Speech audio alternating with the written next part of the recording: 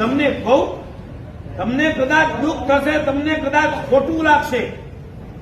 વર્તમાન કાળમાં તમને લોકોને ભગવાનના શાસનના પદાર્થો જાણવાની જેટલી ભૂખ નથી, એ કરતા કઈ ગણી વધારે ભૂખ એ જાપાનીઝ, એ જર્મનીઝ અને બ્રિટિશર અને અમેરિકન સ્કોલરો. જંબુ વિજય મહારાજનું નામ સાંભળ્યું હતું? એક્સિડન્ટની અંદર તેઓ ખતમ થઈ ગયા.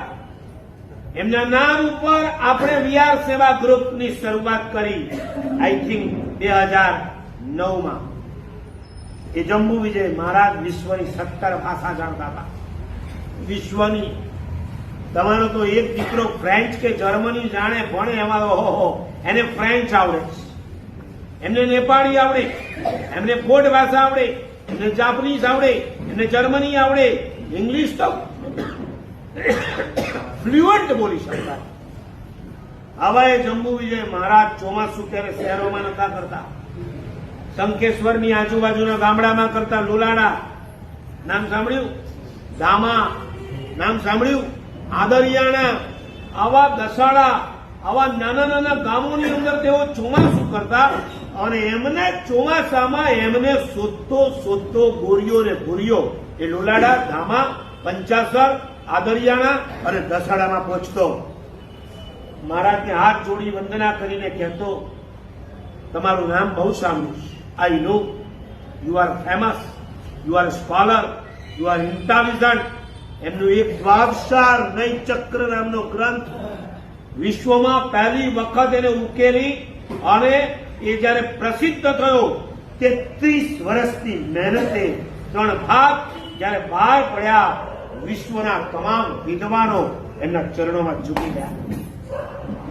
એ જંબુ વિજય મહારાજને શોધતા આવા ગોરિયા ભૂરિયાઓ આવે અને પછી કે અમારે તમારી પાસે તત્વાર્થ ભણવું છે, અમારે તમારી પાસે સીધા એમ વ્યાકરણ શીખવું છે. અને એ મહાપુરુષ એને તત્વાર્થ અને વ્યાકરણ શીખવાડતા. આ નવસારીમાં કયા ભાઈ અને કયા બહેન એવા છે કે જેને તત્વાર્થ સૂત્ર અર્થથી આવે છે? કોઈ આંગળી ઊંચી કરો. આખું તત્વાર્થ જેને બહાડ હોય,